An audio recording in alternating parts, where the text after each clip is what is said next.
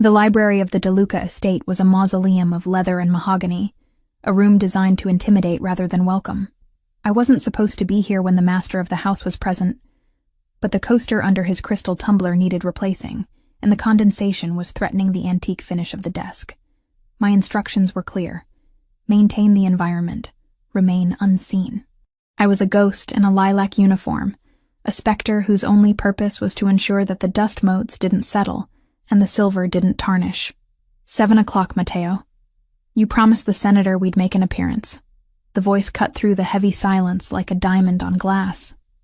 Vanessa Grant stood by the fireplace, her posture rigid, her platinum blonde hair coiffed into a helmet of perfection that moved as a single unit when she turned her head.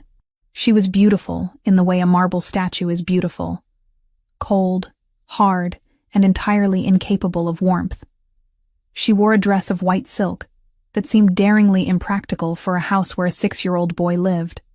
But then again, Vanessa didn't dress for the family she was about to marry into. She dressed for the cameras that followed them. Matteo DeLuca didn't look up from the documents spread across his desk. At 33, he carried an air of authority that made the air in the room feel thinner.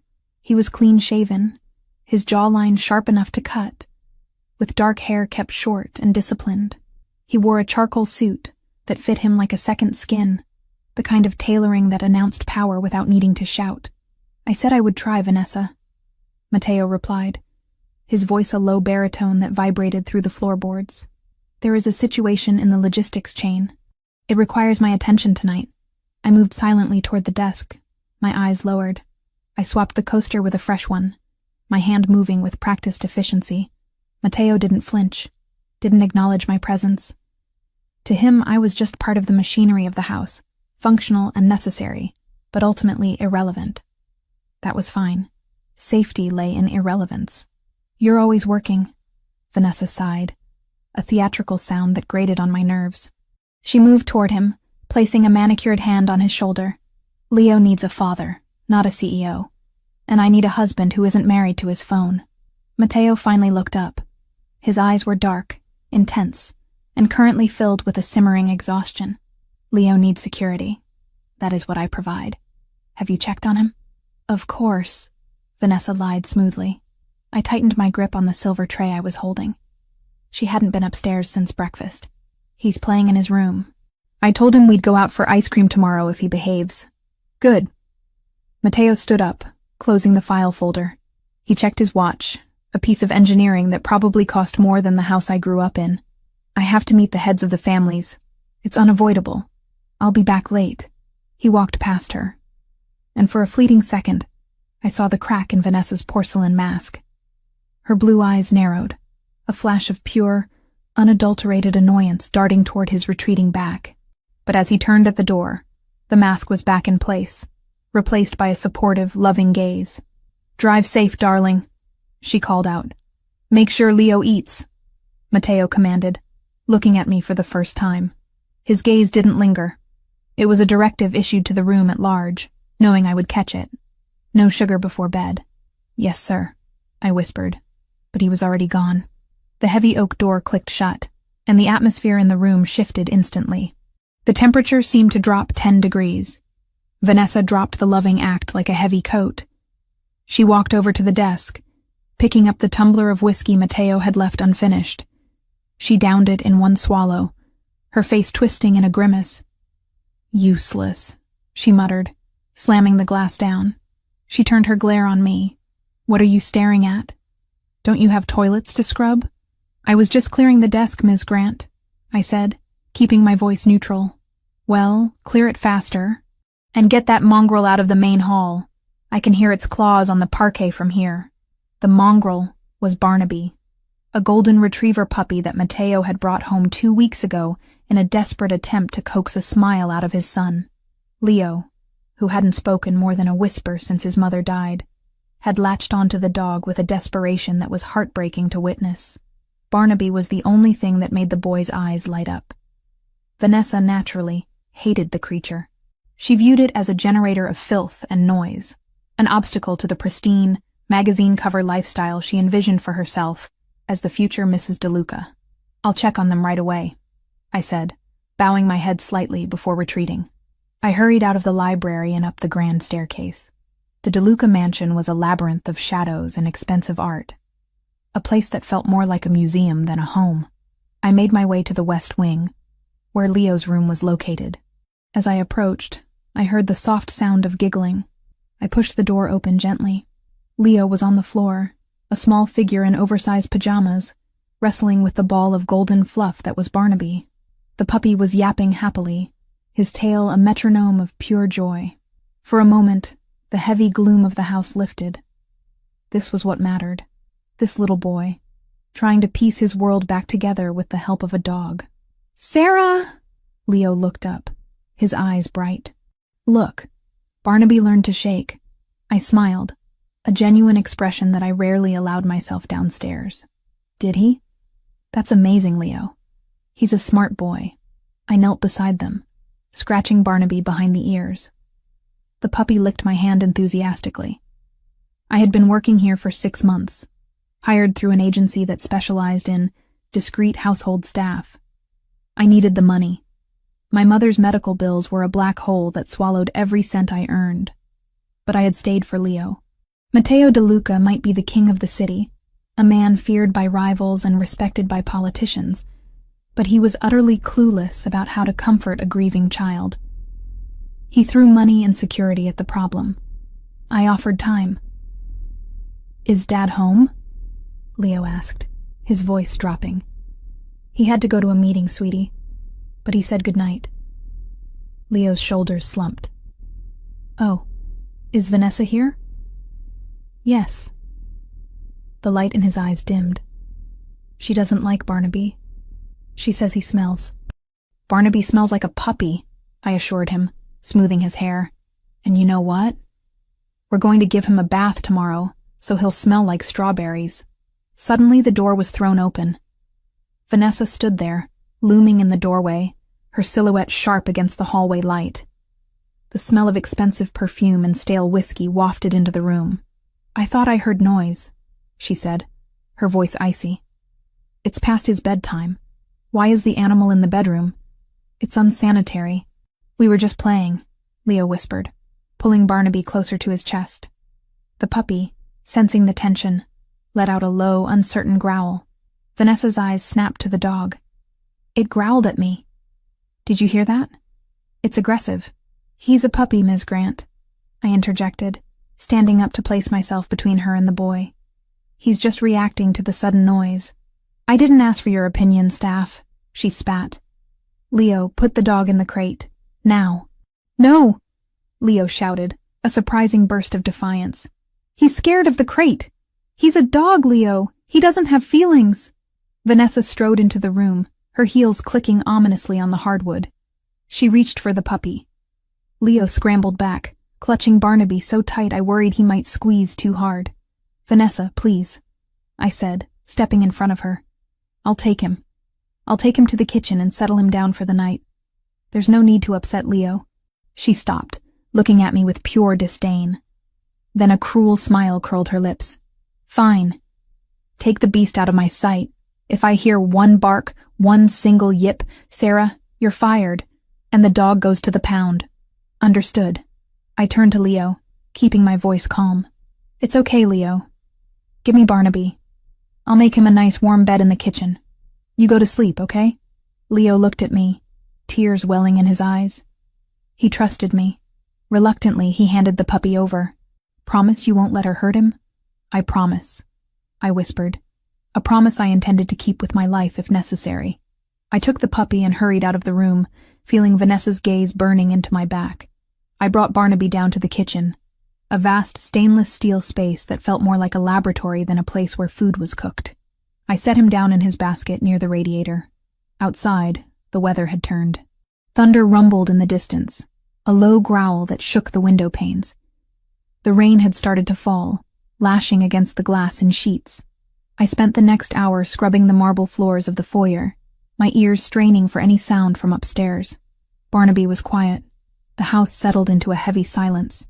I was on my hands and knees, polishing a scuff mark near the front door, when I heard the click of heels again. Vanessa was descending the stairs.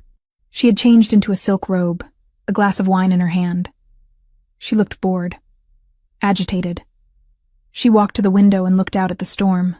"Miserable weather," she commented, mostly to herself.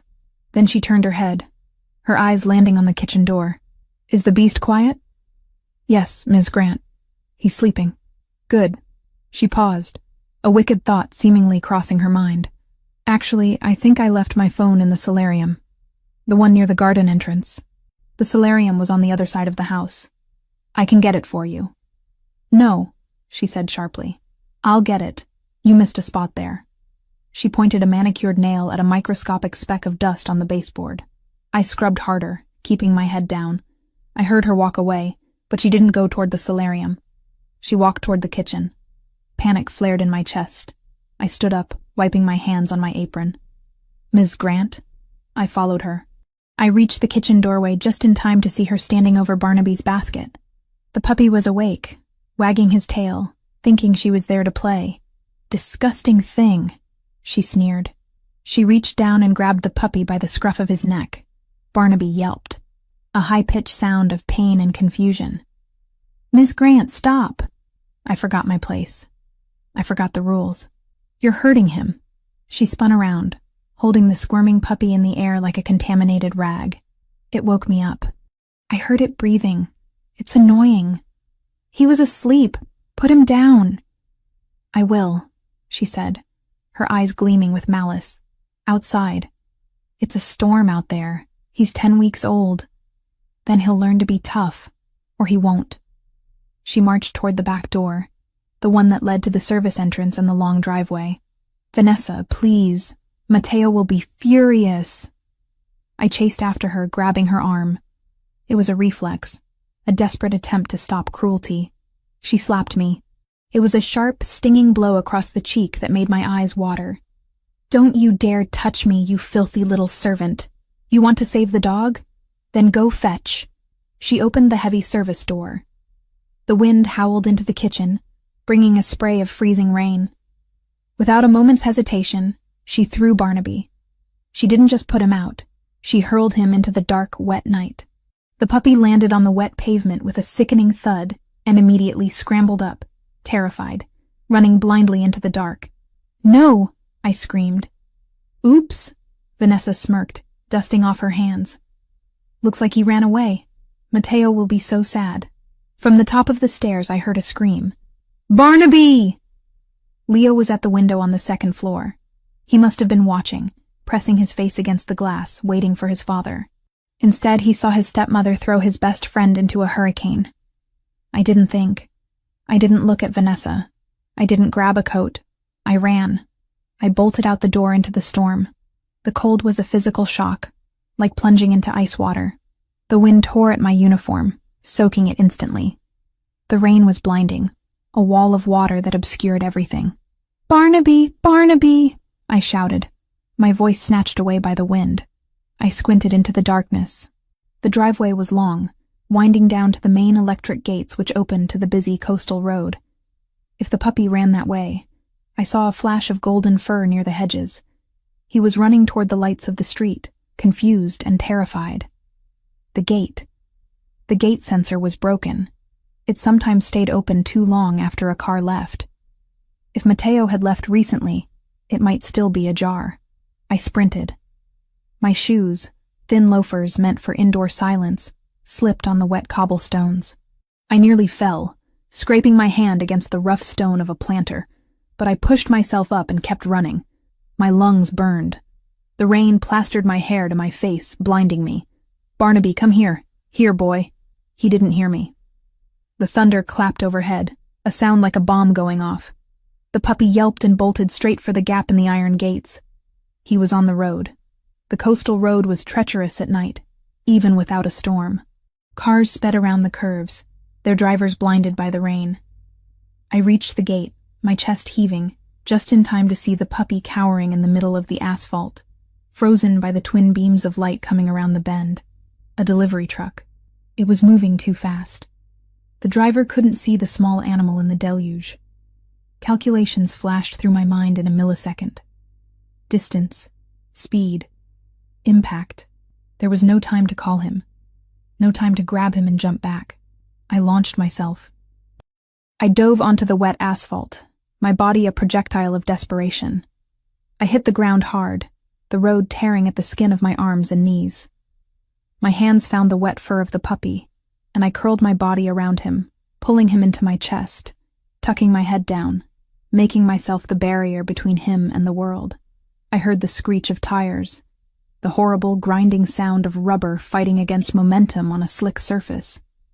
The horn blared, a deafening trumpet of warning that came too late. Something hit me. It wasn't the grill of the truck, thank God. It was the bumper clipping my leg as the driver swerved at the last second. The force spun me around on the pavement like a rag doll. Pain exploded in my ankle, a white-hot, sickening snap that vibrated up my shin. My head cracked against the tarmac, and the world went fuzzy at the edges. I rolled to a stop in the gravel on the shoulder of the road. I gasped for air, inhaling water and grit. My entire body throbbed. The rain felt heavier now, like stones falling from the sky. But in my arms I felt a heartbeat, a rapid, frantic fluttering. Barnaby whimpered, licking the underside of my chin. He was safe. I tried to sit up, but the world tilted dangerously.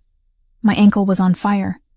I collapsed back onto the wet ground, clutching the dog. Through the curtain of rain, I saw beams of light cut through the darkness. Not the truck. It had skidded to a halt further down the road. These lights were coming from the other direction, from the road leading back to the house. Mateo must have barely cleared the gates before he turned back, because something had tripped the perimeter, and he never ignored a warning. A sleek black car purred to a stop just feet away from me. The engine idled, a low, predatory growl that I recognized instantly. The driver's door opened. Expensive leather shoes hit a puddle, splashing mud. I lifted my head, blinking against the glare of the headlights. I must have looked like a nightmare. Soaked, bleeding, covered in mud, curled around a wet dog on the side of a highway. Matteo De Luca stood there. He didn't have an umbrella. The rain immediately soaked his suit, plastering the expensive fabric to his broad shoulders. He looked at me, his expression unreadable in the harsh backlighting of the car. Then he looked past me, toward the house. I followed his gaze, craning my neck painfully. Up on the porch of the mansion, illuminated by the warm, golden lights of the entryway, stood Vanessa. She was dry. She was holding her glass of wine, and even from this distance I could see she was smiling. The contrast was violent. The woman he was going to marry, safe and cruel in her ivory tower, and the servant he barely knew, bleeding in the gutter to save the one thing his son loved. Matteo looked back at me. His eyes were dark voids, terrifyingly empty of their usual composure. He took a step toward me, and for the first time since I'd started working for him, I saw something other than indifference on his face. I saw shock, and beneath the shock, a dawning, terrible fury. I tried to speak, to apologize for the scene, for being on the ground, for the trouble. I got him, I rasped, my voice weak. He's okay. My head fell back against the gravel. The last thing I saw before the pain pulled me under was Matteo De Luca, falling to his knees in the mud beside me, his hands reaching out not like a boss reaching for an employee, but like a man reaching for a lifeline. The rain washed the blood from my arm onto his pristine cuffs, staining them irrevocably. The line had been drawn. The masquerade was over, and as the darkness encroached, I knew that tomorrow, the house on the hill would be a war zone. The world was a blur of rain and pain, anchored only by the unyielding grip of the arms that held me. I was being lifted, pulled from the cold gravel and the mud, pressed against a chest that felt as solid as the stone walls of the estate. The scent of expensive cologne mixed with the metallic tang of blood and the earthy smell of wet soil. I tried to pull away, conscious of the filth covering my uniform, the grime that was now smearing onto a suit worth more than my life's earnings. "Sir, your clothes," I mumbled, the words slurring slightly as shock began to set in. "I'm dirty." "Quiet," Matteo De Luca commanded. His voice wasn't raised, but it carried a vibration that silenced me instantly. It wasn't a suggestion. It was an order. He didn't take me to the car. We were close enough to the house that he simply carried me, striding up the winding driveway with a terrifying purpose. I held Barnaby against me with one arm, the puppy shivering violently, burying his wet nose into the crook of my neck. Mateo's stride was long and even, unaffected by my weight or the storm raging around us. I looked up at his jaw, set tight and hard, a muscle feathering near his ear. He looked like a statue carved from granite, animated only by a cold, burning rage. We reached the front porch. The heavy oak doors were thrown open, revealing the warm, golden glow of the foyer. The contrast was blinding. Inside, everything was pristine, silent, and safe. Outside, we were creatures of the storm. Vanessa was waiting in the center of the hall. She held a crystal glass of red wine, her fingers relaxed around the stem. She looked at us. Mateo, soaked and muddy, carrying the bleeding maid and the wet dog, and her expression didn't shift into concern. It shifted into distaste. She curled her lip, taking a small step back to avoid any potential splatter of mud on her silk robe. "Finally," she drawled, swirling the wine. "I was wondering when you'd come back to clean up this mess. Look at the floor, Mateo. It's Italian marble. Bloodstains are notoriously difficult to remove from porous stone." Mateo didn't stop. He walked past her as if she were a piece of furniture, carrying me into the living room. He kicked the door open with his foot and gently lowered me onto the white leather sofa. I flinched, trying to hover above the material. "The sofa," I gasped, pain shooting up my leg as I tried to shift my weight. "I'll ruin it. Let it ruin," Mateo said, his voice low and rough. He crouched beside me, his hands hovering over my ankle, which was already swelling to the size of a grapefruit, the skin turning a sickening shade of purple and blue. He looked at the raw abrasions on my arms, the blood mixing with the rainwater dripping from my hair. Then he looked at the puppy, who was whimpering softly in my lap. He touched Barnaby's head, a gentle stroke with his thumb, before turning his gaze back to the hallway where Vanessa stood. She had followed us, leaning against the doorframe, looking bored. "Honestly, Mateo," she sighed, "it's just a dog, and she's just staff. You're acting like I committed a war crime. I put the animal outside. It's an animal. That's where they belong." Mateo stood up. The movement was slow, deliberate, and terrifying. He turned to face her. He didn't shout. He didn't throw anything. He simply looked at her with eyes that were absolute voids. The air in the room seemed to vanish, sucked out by the sheer intensity of his presence. "You threw my son's dog into a storm," Mateo stated. It wasn't a question. It was a summation of facts. "I put it out," she corrected, taking a sip of wine. "It was noisy. You watched her run onto a highway," he continued, taking a step toward her. "You stood on the balcony and watched her throw herself in front of a truck to fix your cruelty. And you laughed." Vanessa's smile faltered, just for a fraction of a second. She set the glass down on a side table. "Don't be dramatic. She's paid to manage the household. Dealing with the dog is part of her job description. If she was foolish enough to run into traffic, that's hardly my fault. It shows a lack of judgment, really. We should probably let her go." Mateo stopped a foot away from her. He towered over her, radiating a dangerous heat. "You are correct about one thing, Vanessa. Someone is leaving this house tonight." She smirked, tossing her hair over her shoulder. "Good. I'll call the agency in the morning and request a replacement. Someone less hysterical. Get out." The words were spoken softly, but they landed like physical blows. Vanessa blinked, her smile freezing in place. "Excuse me? You have 10 minutes, Mateo said, checking his watch. "Pack what you need for the night. My security team will escort you to a hotel. You will not speak to Leo. You will not speak to me. If you are not out of my house in 10 minutes, I will have you removed, and my men are not as gentle as I am." Vanessa laughed, a brittle, high-pitched sound. "You're joking. You're kicking me out? For this? For a maid and a mutt? My father is the senator, Mateo. You need his connections for the port deal. You can't treat me like this. Your father's influence is a convenience, not a necessity," Mateo said, his voice dropping an octave, becoming lethal. "My son's safety is non-negotiable. I brought you here thinking you could be a mother. Instead, I invited a monster into my home. I looked at the street tonight, and I saw who had value. It wasn't the woman on the balcony. He turned his back on her, dismissing her existence entirely. Marco! He shouted toward the hallway. The head of security appeared instantly, a hulking man in a dark suit who looked like he chewed rocks for breakfast. Ms. Grant is leaving, Matteo said, focusing his attention back on me. Escort her. Ensure she takes only what is hers. 10 minutes, Marco. Not a second more. Matteo! Vanessa shrieked, her composure shattering. You will regret this. You think you can humiliate me? I'll ruin you. I'll tell everyone what you really are.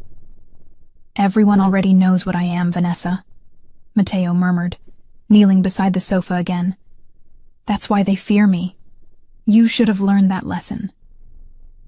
Marco placed a hand on Vanessa's arm. She slapped it away, screaming insults, but he was immovable. He guided her forcefully out of the room. Her screams echoed down the hallway, fading as the front door slammed shut. The silence that followed was heavy, broken only by the sound of the rain against the window and Barnaby's soft panting. I'm sorry, I whispered, shivering as the adrenaline began to crash. I didn't mean to cause a scene. Matteo looked at me, his dark eyes searching my face. He took off his suit jacket, revealing the holster beneath his arm, and draped the heavy, warm wool over my shoulders. It smelled of him, cedar and rain. You saved a life tonight, Sarah, he said, using my name for the second time. It sounded strange on his tongue, heavy with weight. You have nothing to apologize for. You are the only person in this house who shouldn't be apologizing. Before I could reply, a small voice came from the doorway. Sarah? Leo stood there in his pajamas, clutching a blanket. His eyes were wide, terrified. He looked from his father to me, and then to the muddy dog in my lap. Barnaby! Leo cried out, sprinting across the room. He didn't look at his father. He ran straight to the sofa. Careful, Leo, Matteo warned, his hand shooting out to steady the boy before he could collide with my injured leg. Sarah is hurt. Leo stopped, his hands hovering over the dog. Tears spilled down his cheeks. Is he dead? No, sweetie, I said, forcing a smile despite the throbbing in my ankle. He's just wet and scared. But he's okay. Look. Barnaby licked Leo's hand, his tail giving a weak thump against my stomach. Leo buried his face in the dog's fur, sobbing. Vanessa said she sent him away.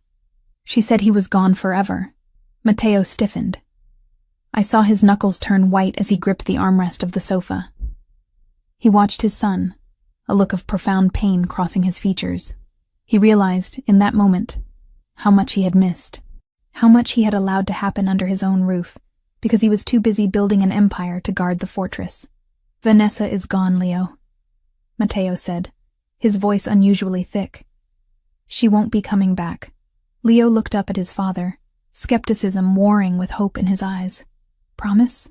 I promise, Matteo said. He reached out, hesitantly, and placed a hand on Leo's head. Leo didn't pull away. The family doctor arrived 20 minutes later, a discreet man with a leather bag and tired eyes. He set my ankle, bound it tightly, and cleaned the road rash on my arms. He prescribed painkillers and rest, strict bed rest. I can't stay in bed, I argued as he packed his bag. I have the inventory to do tomorrow, and Leo needs to be driven to school. You are not driving anywhere, Matteo said from the doorway. He had changed into a fresh black shirt and trousers, but he still looked weary. And you are not working. You are on paid leave until that ankle heals. I can't just sit around, I protested, panic rising. I needed to be useful. In my world, if you weren't useful, you were discarded. Please, sir.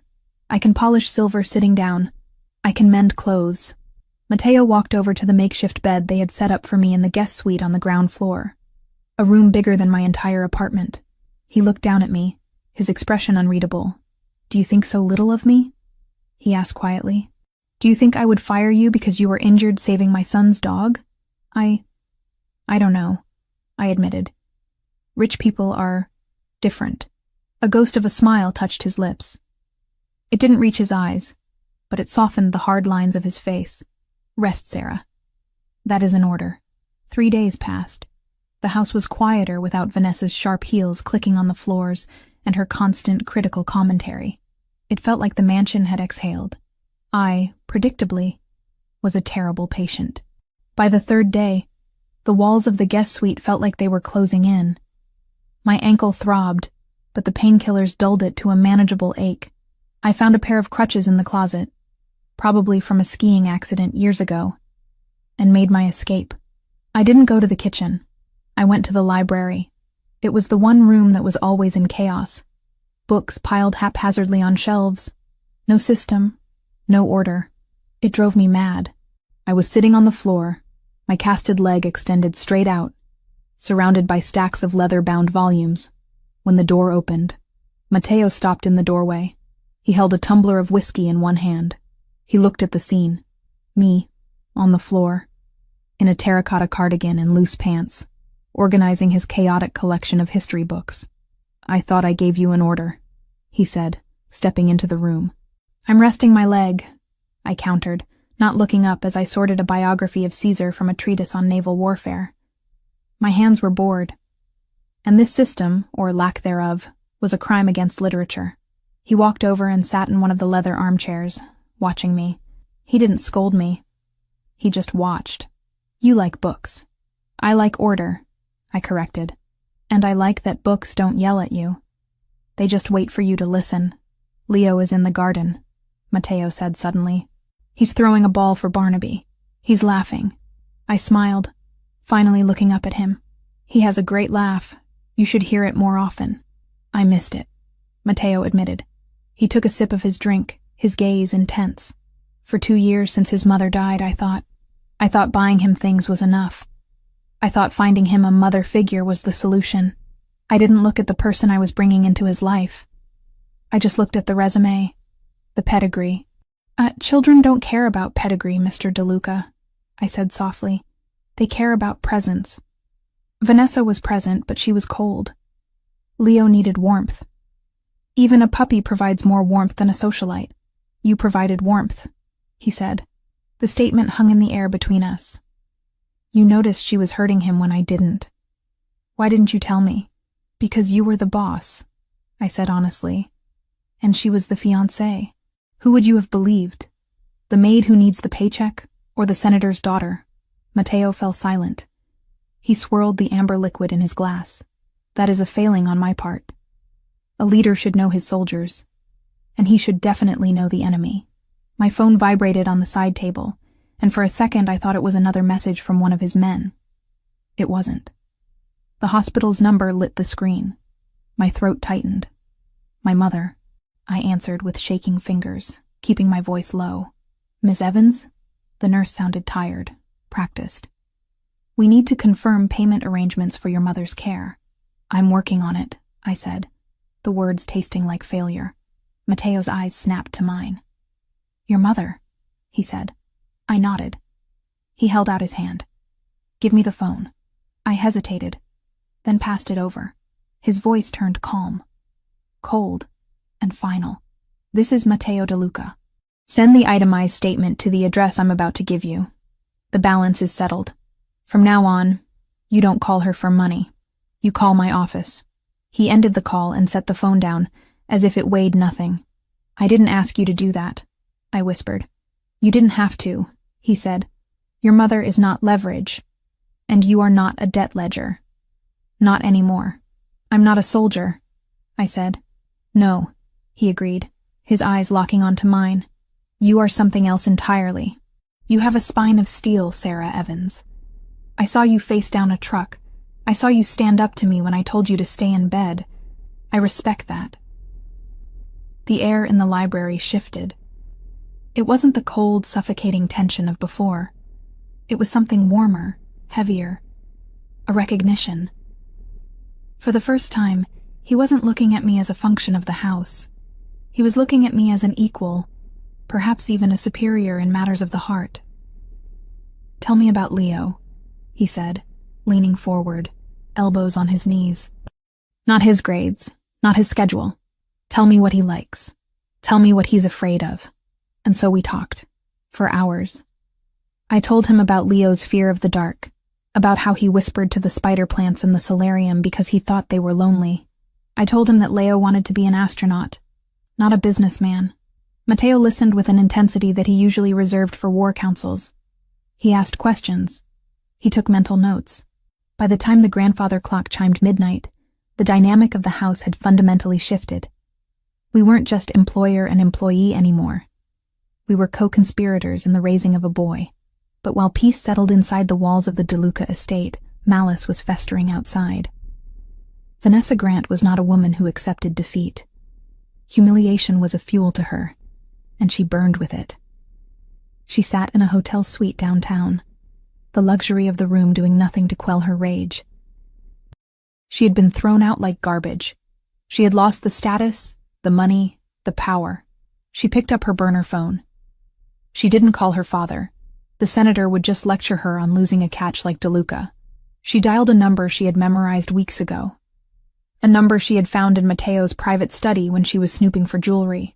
It belonged to a man named Vargas, a lieutenant in the Sinaloa cartel, the DeLuca family's greatest rivals.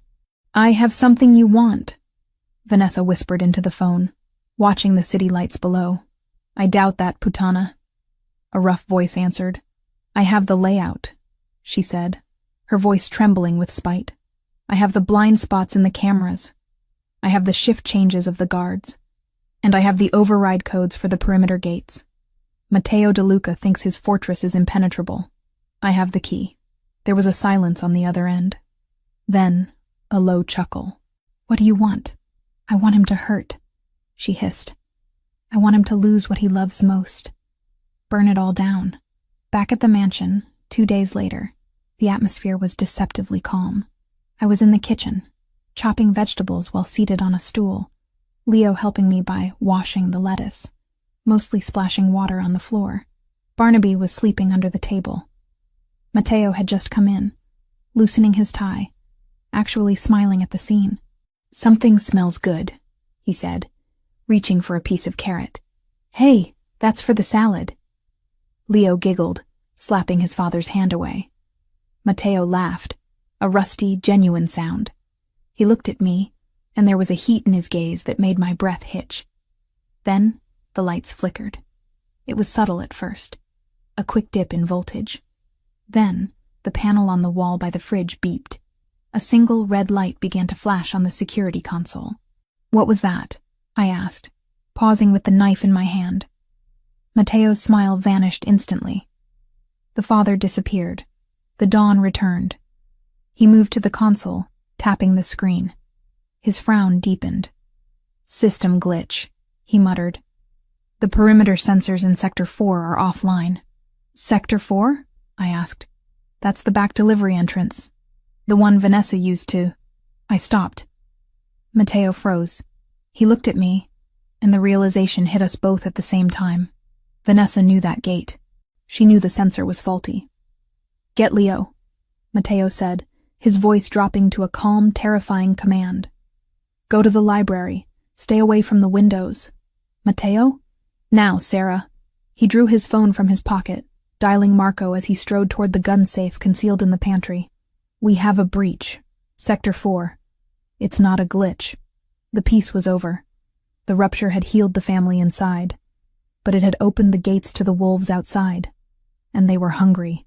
The phone on the kitchen island vibrated, a harsh, buzzing insect sound that sliced through the lingering tension of the flickering lights. The screen lit up with a name that made the blood drain from Matteo's face. Dante, his second in command. It was late. Dante never called this late, unless the world was ending. Matteo answered, pressing the phone to his ear with a force that whitened his knuckles. He turned away from me, his body language shifting from the domestic warmth of a father to the rigid, coiled violence of a Don. I watched his back muscles tense under his shirt. "Report," he barked. Silence stretched for a heartbeat, and then Matteo's voice dropped, becoming deadly quiet. "How bad? Both of them? That's impossible. The suppression system should have—" He listened, and I saw his hand clench into a fist on the marble countertop. "Get the men. All of them. I'm coming." He hung up and turned to face me. The transformation was complete. The man who had been laughing about lettuce a minute ago was gone. In his place was a warlord. "What is it?" I asked, my hand instinctively going to Leo's shoulder. "The warehouses at the docks," Matteo said, his voice devoid of emotion, which was far more terrifying than if he had shouted. "There was an explosion, a coordinated strike.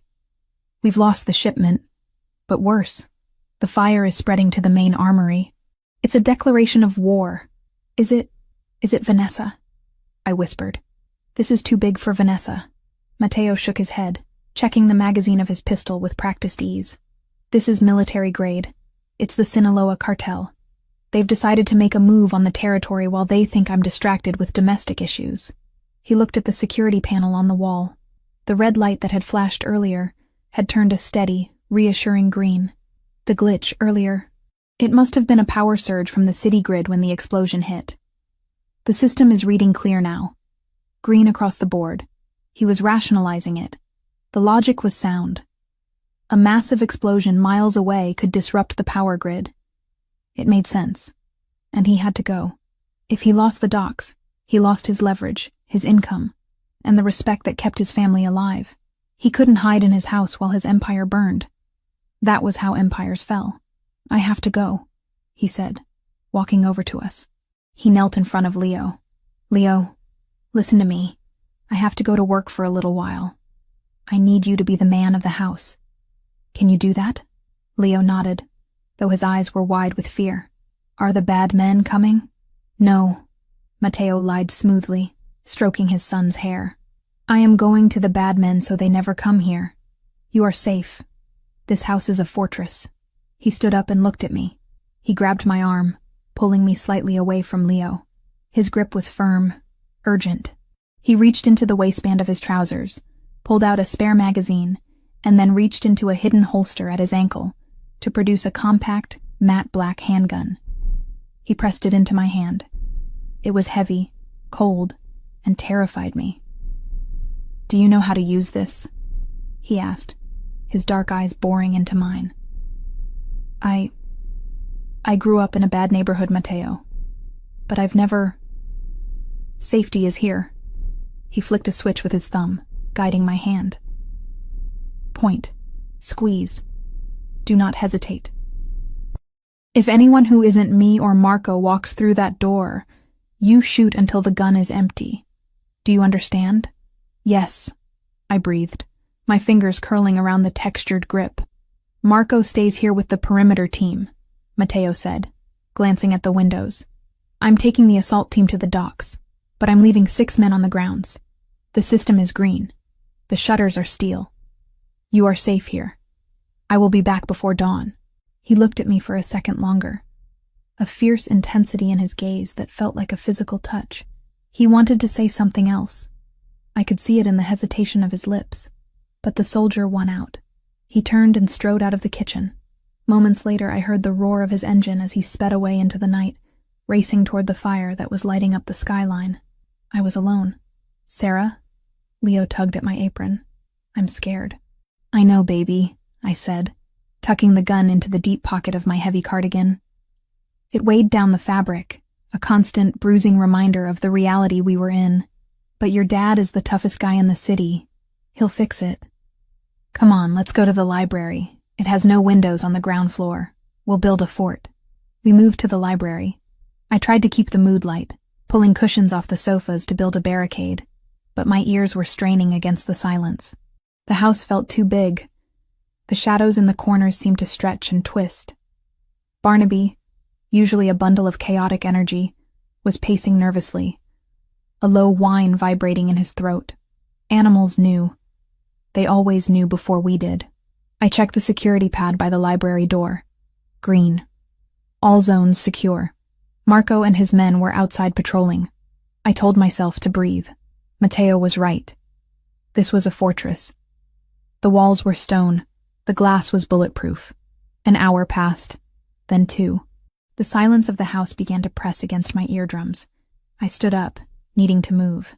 "Stay inside the fort with Barnaby, Leo," I whispered. "I'm just going to get some water from the cart in the hall." I stepped out of the library into the grand hallway. It was dimly lit, the chandeliers dimmed to a low amber glow. I walked toward the side table where a crystal pitcher of water usually sat. That was when I saw it. On the main security console near the front door, the green light didn't blink. It didn't waver. It was perfectly static green. Too static. A live system pulses. It has micro fluctuations as sensors check in. This light was dead.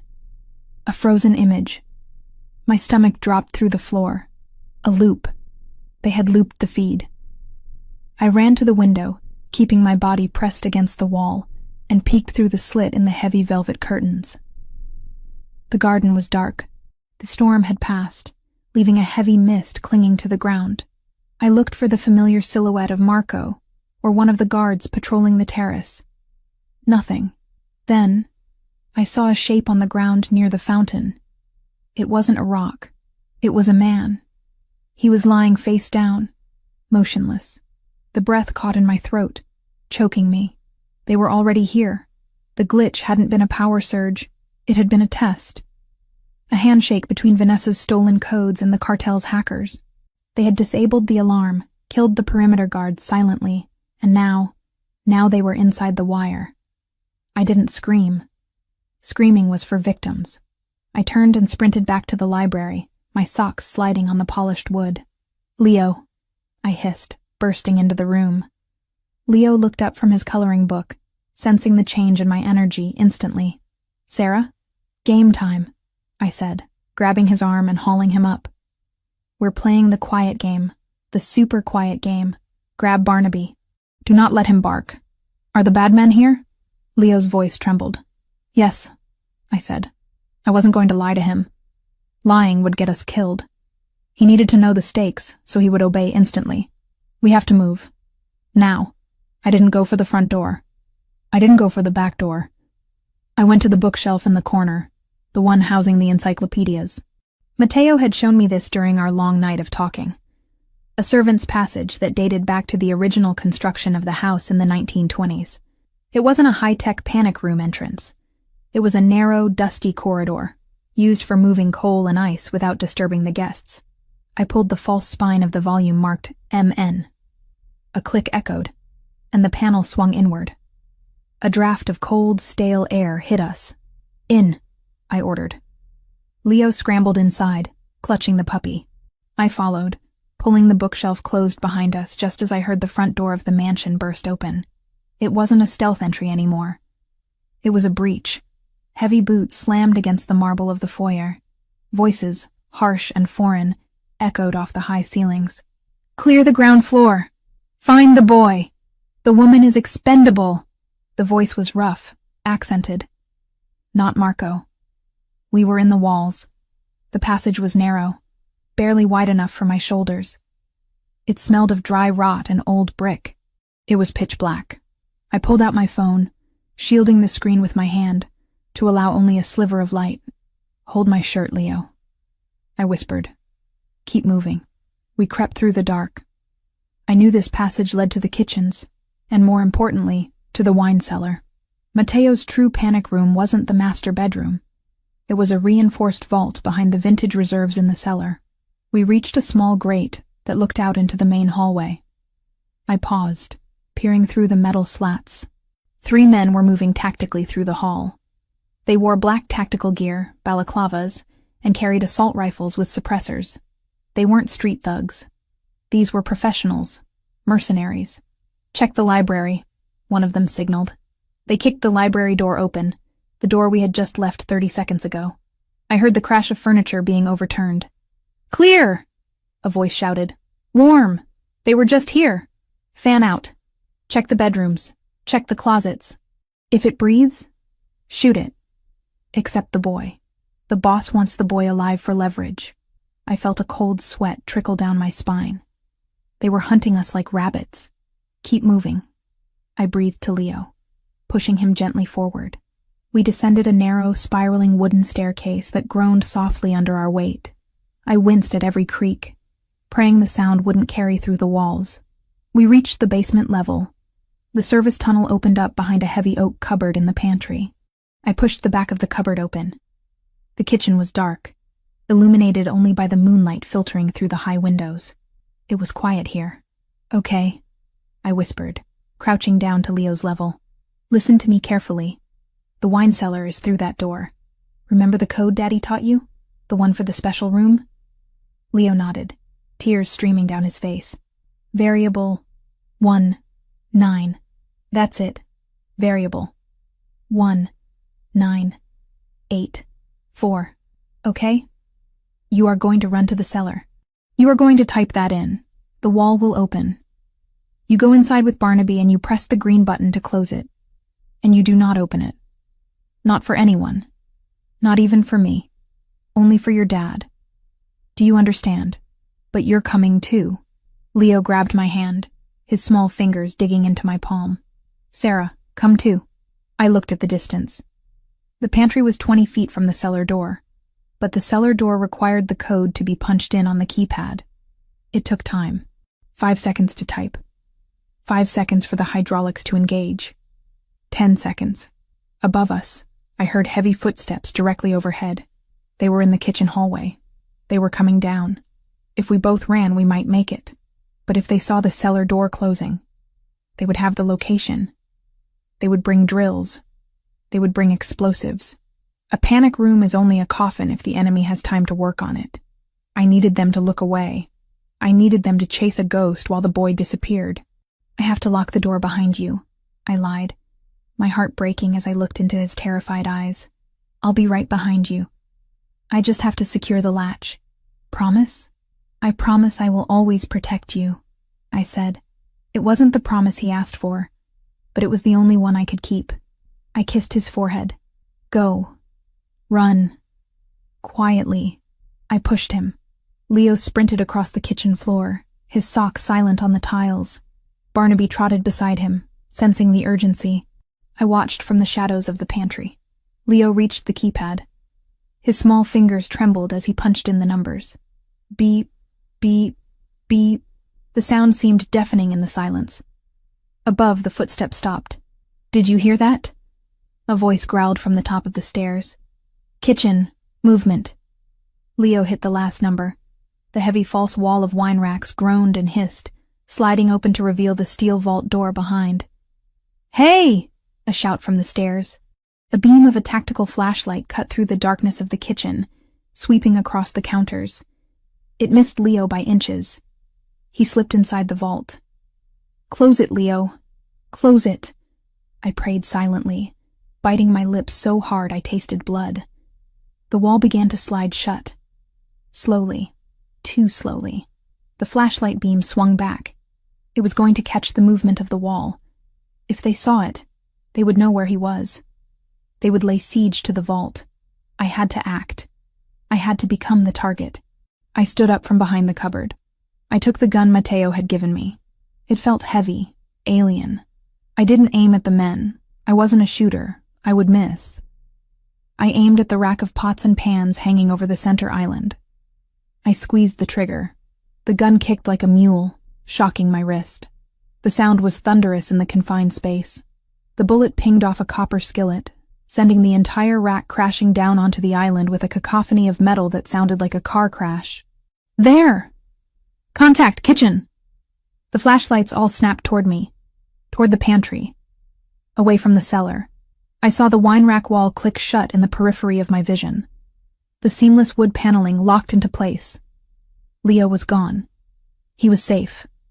Now I was the rabbit. "Get her!" Bullets tore into the wood of the cupboard I was using for cover.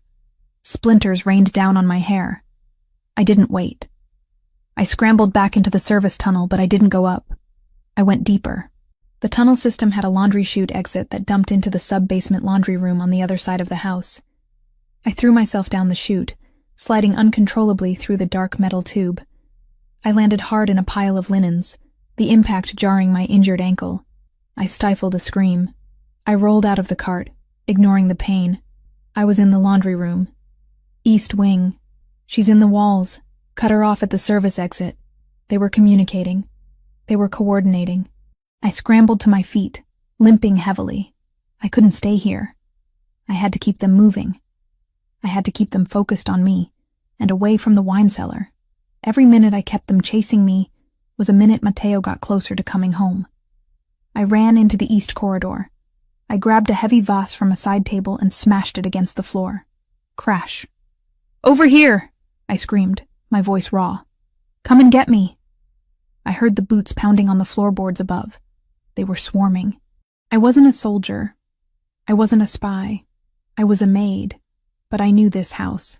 I knew that the floorboard on the third step of the east staircase creaked. I knew that the door to the conservatory stuck if you didn't lift the handle. I knew that the laundry chemicals were stored in the utility closet under the stairs. I made it to the kitchen utility closet, just as the first mercenary burst through the double doors at the end of the hall. He saw me. He raised his rifle. I dove into the closet, slamming the door and locking it. Bullets shredded the wood, punching holes of light through the doorframe. I huddled on the floor, surrounded by bleach and ammonia. I looked at the chemicals. Matteo had told me to shoot until the gun was empty. But a gun was just a tool. A household had 1,000 tools if you knew how to use them. I grabbed a bottle of ammonia and a bottle of bleach. I knew enough chemistry to know you shouldn't mix them in a bucket because it created chloramine gas. Deadly, choking gas. Perfect. I crawled toward the ventilation duct at the back of the closet.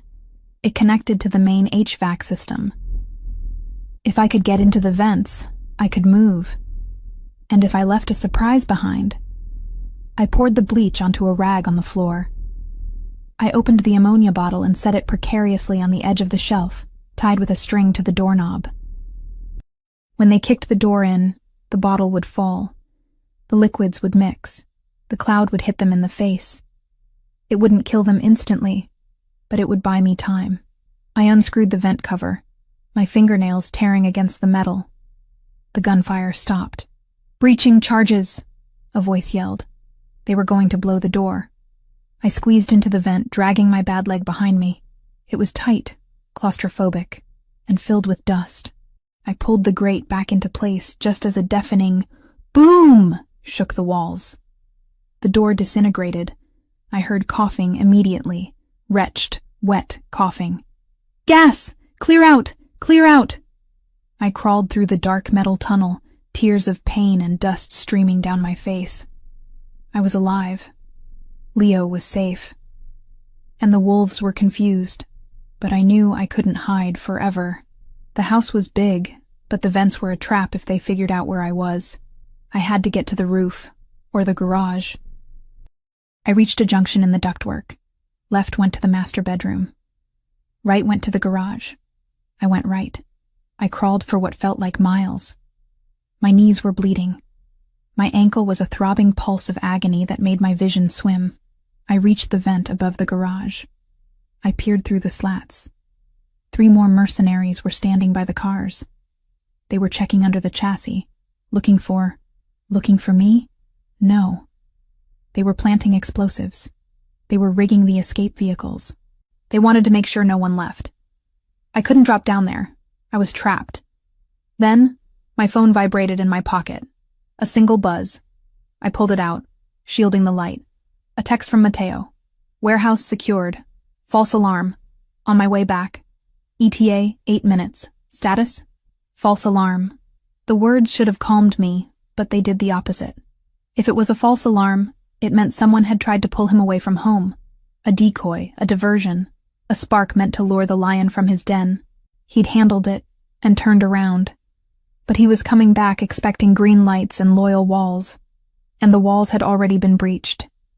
8 minutes. I looked down at the men planting bombs. If Matteo drove into the driveway, they would ambush him. He was expecting a secure home. He was expecting the green light. He didn't know the house had fallen. I couldn't just hide and wait for rescue. I had to warn him, or I had to clear the landing zone. I texted back, my fingers shaking so hard I could barely type. Ambush. House taken. Leo safe in vault. I am trapped. Do not come in front door. I hit send. The message status spun. Sending. Then it turned red. Not delivered. The mercenaries had a jammer. Of course they did. They had cut the cell signals. I was on my own. Matteo was driving into a trap. Leo was locked in a box. and I was in a vent with half a magazine of ammo and a twisted ankle. I looked down at the garage again. There was a red jerry can of gasoline on the workbench, near where the men were standing. I looked at the gun in my hand. I remembered Mateo's voice. Point. Squeeze. I took a deep breath, steadying my hand on the metal of the vent grate. I lined up the sights on the red can.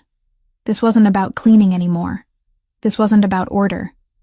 This was about burning the infection out. I kicked the grate out. It clattered to the floor below, startling the men. They looked up. "Hi, boys," I whispered. I pulled the trigger. The bullet sparked against the metal of the can. The fumes ignited. A fireball erupted in the garage, throwing the mercenaries back and setting the workbench ablaze. The explosion rocked the vent, knocking the wind out of me. Fire alarms began to wail, real ones this time. "She's in the garage. Flank her."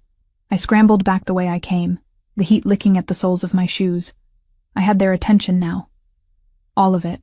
I had 8 minutes to survive. And the whole house was waking up to try and kill me. The heat in the ventilation shaft was becoming unbearable. The metal beneath my hands was searing, transferring the thermal energy from the inferno I had just ignited in the garage below. Smoke, thick and oily, began to seep through the seams of the ductwork, stinging my eyes and coating the back of my throat with the taste of burning rubber and gasoline. I couldn't stay here. The fire would either cook me alive in this steel tube, or the smoke would suffocate me before Mateo ever reached the front gates. I crawled backward, my movements frantic and clumsy. My injured ankle dragged behind me like a dead weight, throbbing with a pulse that seemed to echo in my ears louder than the fire alarms wailing through the house. Every time my cast banged against the metal rivets of the shaft, white spots danced in my vision, threatening to pull me into unconsciousness. I bit the inside of my cheek until I tasted copper, using the sharp pain to anchor myself in reality. I reached the junction I had passed earlier, the laundry chute. It was a one-way ticket down, but down was away from the fire. I shimmied toward the opening, pushing the grate loose with the heel of my good foot. It clattered onto the tiled floor of the mudroom below. I didn't wait to check if the coast was clear. My feet first slid out of the vent, landing in a heap on a pile of muddy boots and raincoats. The impact jarred my teeth. I stifled a cry, rolling onto my side, clutching the gun Mateo had given me. My hands were shaking so bad I was terrified I might accidentally discharge the weapon and give away my position before I was ready. "Check the perimeter. The fire is a distraction." The shout came from the west wing. They were smart.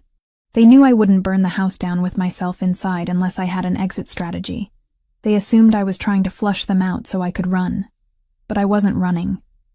I was buying time. 4 minutes gone. 4 left. I hauled myself up, using a coat rack for support. My reflection caught in the mirror by the door. A woman I barely recognized. My face was streaked with soot and blood. My hair a tangled mess of drywall dust and cobwebs. My eyes wild and feral. The lilac uniform, once so crisp and professional, was torn at the shoulder and stained with grime. I looked like a creature born from the wreckage. I limped into the service hallway. This corridor connected the mudroom to the main industrial kitchen. It was narrow, lined with storage lockers, a fatal funnel. If they caught me here, I was dead. I needed space. I needed weapons. I needed the kitchen. I moved as fast as my broken body would allow, sliding my hand along the wall for balance. The floor was polished concrete, cold and unforgiving. I could hear boots pounding on the floor above, the heavy rhythmic thud of men hunting. They were sweeping the upper levels, pushing downward. They were hurting me. I burst into the main kitchen. It was a cavernous space of stainless steel and white tile, illuminated by the emergency strobe lights that pulsed in rhythm with the alarm. The shadows lengthened and contracted with every flash, making the room feel like it was breathing. I scanned the room for options. The gun in my hand had 3 bullets left. I didn't trust my aim, and I didn't trust the caliber to stop a man wearing body armor. I needed force multipliers. I holstered the gun in my pocket and grabbed a heavy commercial-grade fire extinguisher from the wall bracket. I pulled the pin. Then I moved to the prep station. A magnetic strip on the wall held the chef's knives. German steel, razor-sharp, balanced perfectly. I grabbed the largest one, a 10-inch blade used for carving roasts. It felt substantial in my grip. The double doors at the far end of the kitchen, the ones leading to the dining room, shook. Someone was testing the handle. Locked. "She's in the kitchen. Breaching." I didn't hide. Hiding was for people who expected to be found. I was preparing an ambush. I positioned myself behind the heavy stainless steel island, crouching low, the fire extinguisher in my left hand, the knife in my right. The doors exploded inward. Wood splinters sprayed across the room like shrapnel. 2 men entered, moving with the synchronized fluidity of a tactical team. They swept the room with their rifle lights, the beams cutting through the dust in the air. "Clear left," one barked. "Clear right," the other responded. They moved past the island. They hadn't checked behind it yet. They assumed I was cowering in the pantry or the walk-in freezer. I waited until the second man was parallel to my position. I stood up. I didn't yell. I didn't scream a battle cry. I squeezed the trigger of the fire extinguisher. A dense cloud of white chemical powder erupted into the man's face at point-blank range. He gagged, blinded instantly, his rifle flailing as he tried to claw the chemicals from his eyes. The sudden burst of white noise and visual obstruction caused the first man to spin around, his finger tightening on the trigger of his rifle. He fired a burst into the ceiling, the sound deafening in the tiled room. I dropped the extinguisher and lunged. It wasn't elegant. It wasn't a move from a martial arts movie. It was a desperate, gravity-assisted fall toward the blinded man. I drove the knife downward. I wasn't aiming for the chest. He had a vest. I aimed for the gap between the armor and the neck. The blade sank into the soft tissue of his trapezius muscle, just above the collarbone. He roared, a sound of pure animal rage, and swung his arm back. His elbow connected with my jaw, a blow that felt like being hit with a brick. I was thrown backward, skidding across the floor. The knife was ripped from my hand, staying lodged in his shoulder. The taste of blood filled my mouth, hot and metallic. My vision swam. The second man, the one I hadn't blinded, had recovered. He stepped through the cloud of extinguisher dust, his rifle leveled at my chest. He was huge, a mountain of black tactical gear. His eyes were visible through the slit of his balaclava, cold, dead eyes that had seen too much violence to be impressed by a maid with a kitchen knife. "Enough," he grunted. He didn't shoot. He marched forward and kicked the gun out of my pocket before I could even reach for it. Then he grabbed me by the front of my uniform and hauled me off the floor as if I weighed nothing. "Don't kill her yet," the wounded man rasped, ripping the knife from his shoulder with a sickening wet sound. He dropped the bloody blade on the floor, pressing a hand to the wound. "The boss wants to ask her about the boy." The giant slammed me against the refrigerator. The cold steel knocked the wind out of me. He leaned in, his face inches from mine. "Where is he?" I spat blood onto his visor. "Gone." He backhanded me. The force of the blow snapped my head to the side, and the world went gray for a second. When my vision cleared, he was dragging me. Not walking me. Dragging me. My injured ankle scraped along the floor, sending fresh waves of nausea rolling through my stomach. I clawed at his arm, my fingernails scrabbling uselessly against the Kevlar fabric. "Walk," he ordered, jerking me upright. "I can't," I gasped. "My leg. Walk or I break the other one." I stumbled forward, putting weight on the broken bone because the alternative was worse. We left the kitchen, moving into the main corridor. The house was filled with smoke now, a haze that hung near the ceiling. The fire in the garage must have been contained by the suppression systems. But the smell was everywhere. They marched me toward the grand hall. The foyer was a scene of controlled chaos. Several other mercenaries were holding positions at the windows, watching the darkness outside. The front door was wide open, letting the cold night air mix with the smoke. In the center of the hall stood a man who was clearly not a soldier. He wore a suit, not tactical gear. He was older, with silver hair and a face that looked like it had been eroded by years of cruelty. He was checking a tablet, looking bored. This was the broker, the man Vanessa had sold us to. The giant threw me to the floor at the man's feet. I landed hard on my hands and knees, my breath coming in ragged gasps. I looked up. The man in the suit looked down at me with mild curiosity, as if I were a stain on the rug that he couldn't quite identify. "This is the resistance?"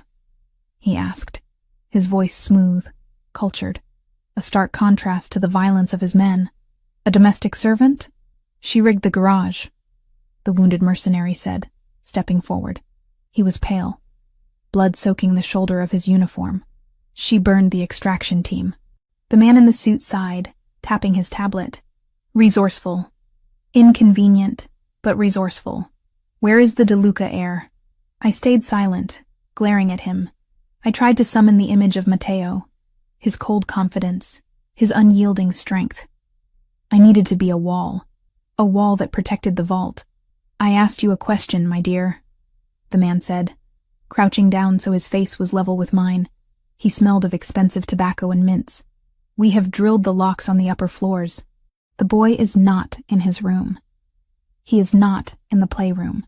He is not in the staff quarters, which leaves the hidden spaces. The panic rooms. He's not here." I lied, my voice rasping. "I sent him away. Before you breach the perimeter." "Impossible." The man smiled, a thin reptile expression. "We have been watching the thermal feeds for hours. No one left the house. The boy is inside, and you know exactly where." He stood up and nodded to the giant. The mercenary grabbed my hair, yanking my head back. He pressed the cold barrel of his pistol against my temple. The metal felt like ice against my skin. "Matteo DeLuca is a man of secrets," the suit said, walking around me in a slow circle. "He builds vaults. He builds tunnels. But every lock has a key. And right now, you are the key. Go to hell," I whispered. The man stopped walking. He looked at his watch. "We are running out of time. The fire department will be here in 10 minutes. DeLuca may be sooner. I need the boy now. If we have the boy, we have the leverage to walk out of here. If we don't," he shrugged, "then we have to leave a message. A very messy message." He signaled the mercenary. "Break her fingers. One by one. Start with the left hand. She's right-handed, judging by the knife work." The giant holstered his gun and grabbed my left hand. His grip was like a vice. He isolated my index finger. "No!" I screamed, trashing against him. "No, I don't know. I swear." "Where is he?" the suit asked calmly. "I won't tell you. You'll kill him." "We won't kill him. He's worth $50 million. You, however, are worth nothing." The giant applied pressure. Pain, sharp and blinding, shot up my arm. He was going to snap it. "Wait!" I shouted. "Wait!" The pressure stopped. The suit raised an eyebrow. "Yes?" "The wine cellar," I sobbed, slumping forward in defeat. I had to give them something. A decoy, a half-truth. "He's in the wine cellar. There's a crawl space behind the racks." The suit smiled. "See? Was that so hard?" He turned to the wounded man. "Check it. Take 2 men. If the door's locked, blow it." The men ran toward the kitchen. I squeezed my eyes shut. I had bought maybe 3 minutes. They would find the vault door. They would see the keypad. They would start drilling. "And you," the suit said, looking down at me. "You have been a nuisance." "I don't like nuisances." He pulled a sleek silver pistol from inside his jacket. He didn't look angry. He looked efficient. He racked the slide. "You have served your purpose."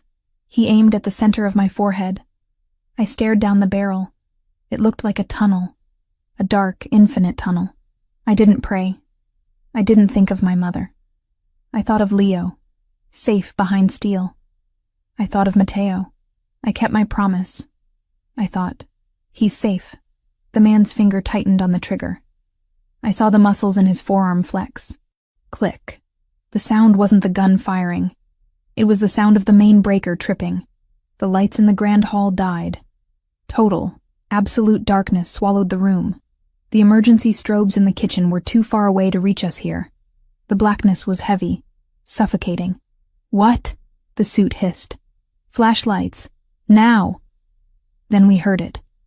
From the driveway, cutting through the sound of the rain and the distant sirens. The sound of an engine, not a truck, not a police car. A V12 engine screaming at the red line. It was a sound of pure mechanical aggression. Screech. The tires tore at the gravel right outside the front door. "Contact." One of the mercenaries at the window shouted, "Vehicle approaching fast." It's... Crash. The car didn't stop. The front of Mateo's armored sedan smashed through the heavy oak doors of the mansion, sending wood and glass exploding into the foyer. The headlights cut through the darkness like lasers, blinding everyone. The car skid to a halt in the middle of the grand hall, crushing an antique table under its wheels.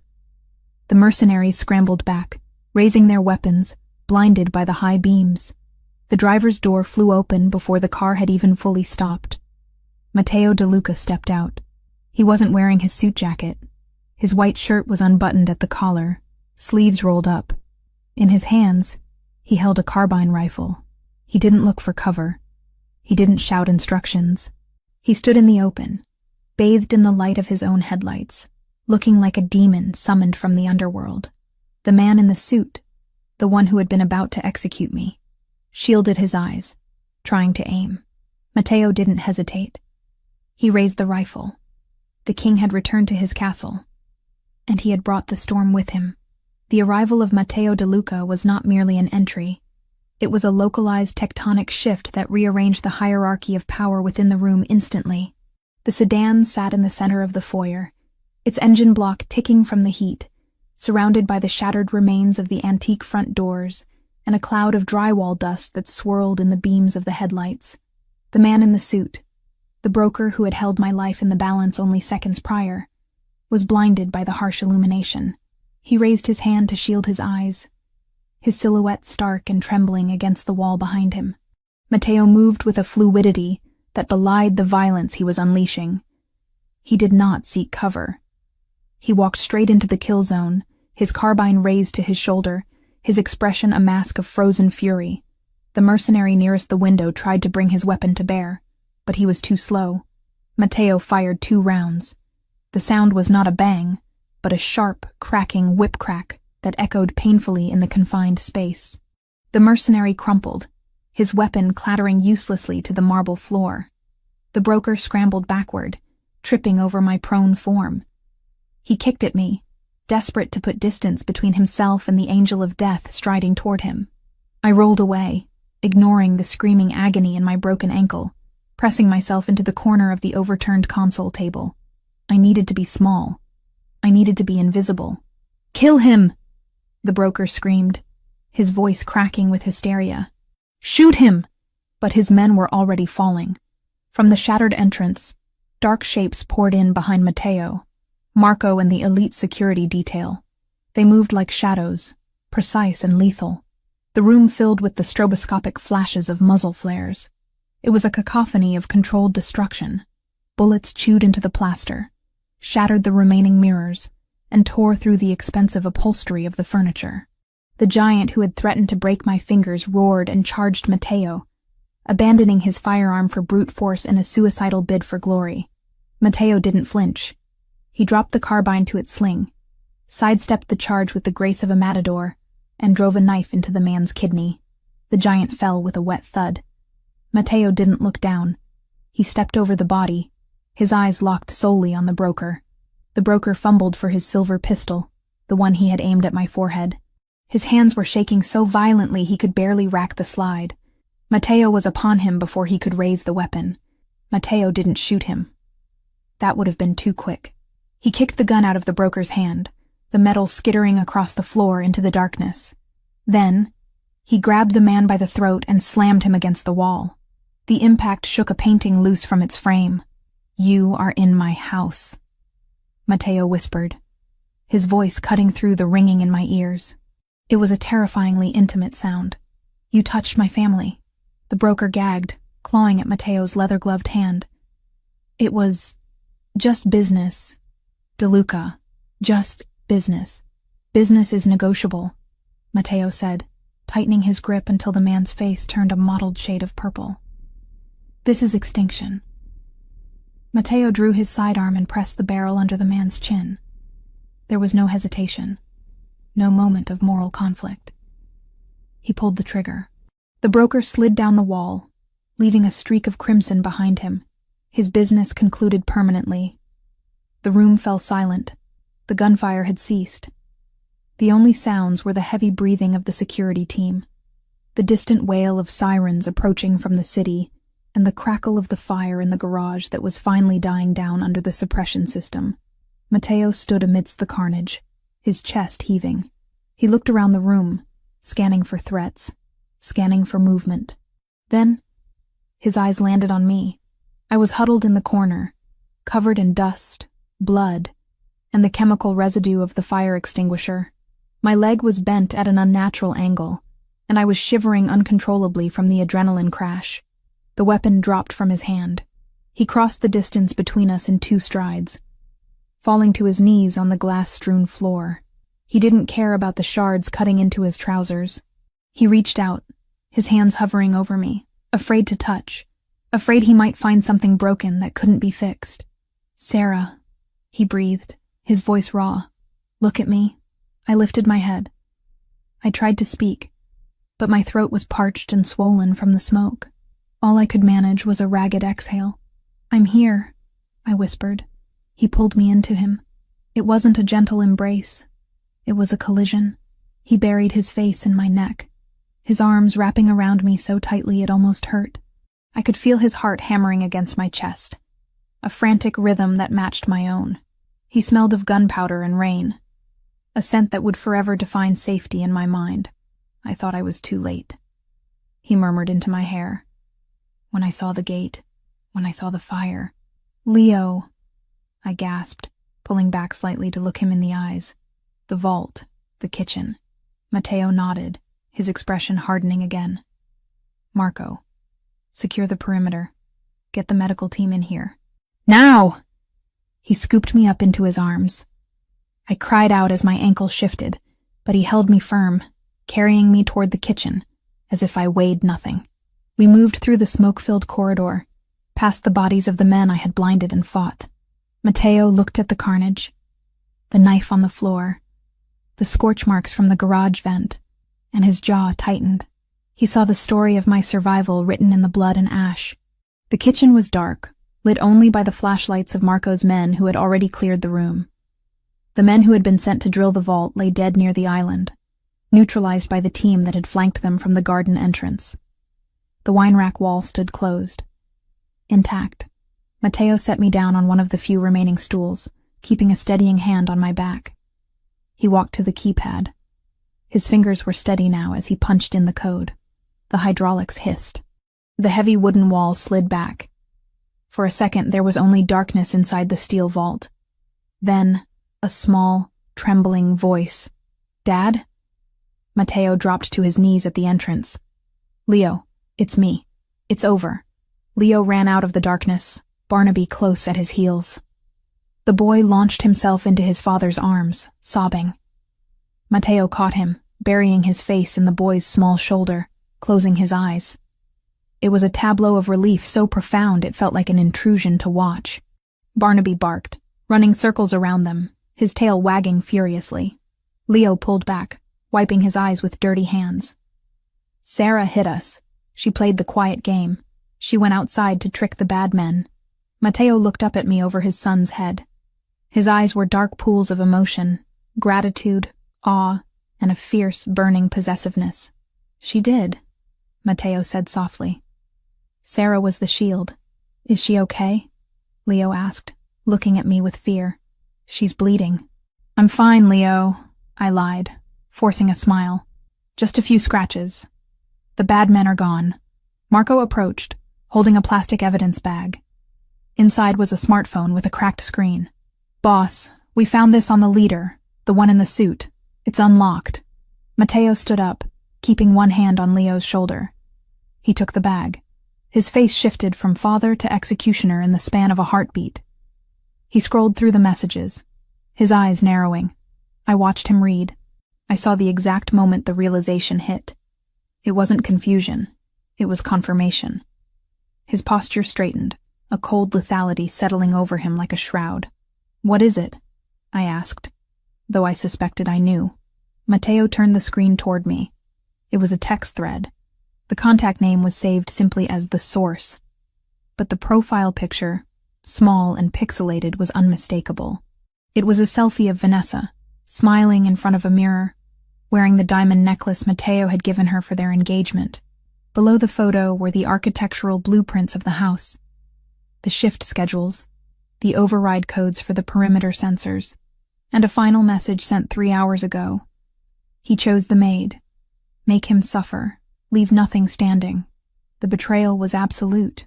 She hadn't just sold information. She had ordered a massacre. She had signed the death warrant for a 6-year-old boy because his father had bruised her ego. She gave them everything, Matteo said, his voice terrifyingly calm. She sold my son to the cartel. She's at the Grand Hotel, I said, remembering where Marco had dropped her off. She thinks she won. Matteo handed the phone back to Marco. Take Leo and Sarah to the medical wing. Do not leave their side. If a fly buzzes too close to them, kill it. Where are you going? I asked, reaching for his hand. He squeezed my fingers, his touch gentle but brief. To make a phone call. He walked out of the kitchen, stepping over the debris of the battle. He didn't go to the car. He went to his private study, the one room in the house that had remained untouched by the violence. I was taken to the medical room, a sterile suite on the ground floor equipped for exactly this kind of lifestyle. The doctor, who had arrived with the second wave of security, set to work on my ankle. He administered a local anesthetic that dulled the sharp edges of the pain, leaving me floating in a haze of exhaustion. Leo sat on the bed beside me, holding my hand, refusing to let go. Barnaby slept at our feet. But while I was being stitched and bandaged, Matteo was dismantling a life. In his study, Matteo poured a glass of scotch but didn't drink it. He picked up the secure landline. He didn't call the police. The police were for civilians. He dialed a number that connected directly to his financial forensics team in Zurich. It's DeLuca, he said. Execute Protocol 0 regarding Vanessa Grant. Sir? 0 implies total asset liquidation and identity flagged for terror financing. That requires significant authorization. You have my authorization. Drain the accounts. Every cent. Checking, savings, trust funds. Funnel it all into the charity for orphans we support. Leave her with nothing but the clothes on her back. Then, flag her passport as stolen and compromised by a cartel associate. Notify the federal agencies through a clean channel. Deliver a full dossier to the federal task force that pins her as the leak for the port trafficking ring. Understood. Initiating now. Matteo hung up. He dialed a second number. This one went to the editor of the city's largest tabloid. A man who owed Matteo his career and his kneecaps. Print it, Matteo said. The photos of her with the cartel lieutenant, the drug use, the embezzlement from her father's campaign funds, all the fake evidence we have in the vault for a rainy day. It pours tonight. It will be on the front page by morning, Mr. DeLuca. She'll be a pariah. I want her toxic, Matteo commanded. I want her own father to be unable to look at her without seeing his own political ruin. Make sure everyone knows. She is radioactive. He made one final call. To the senator, Vanessa's father. The senator answered on the second ring, sounding sleepy. Matteo? It's 3 a.m. What is the meaning of this? Your daughter just tried to have my son killed, Matteo said. The silence on the other end was deafening. I have the texts. I have the transfer logs. I have the confession of the men who died screaming in my hallway. Matteo, wait. We can discuss. There is no discussion. If you attempt to shield her, if you attempt to use your office to help her, I will release the files I have on your offshore accounts in the Caymans. You will let her fall. You will disown her publicly, or you will go down with her. I understand, the senator whispered. She is unstable. I will issue a statement. Matteo hung up the phone. He took a sip of the scotch.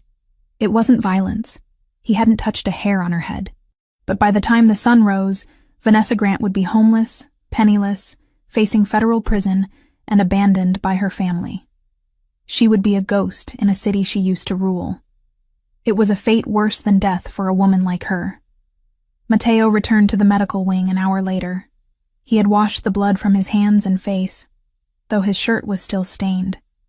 He looked tired, the adrenaline finally fading to reveal the toll the night had taken. He walked over to the bed. Leo had fallen asleep, his head resting on my shoulder.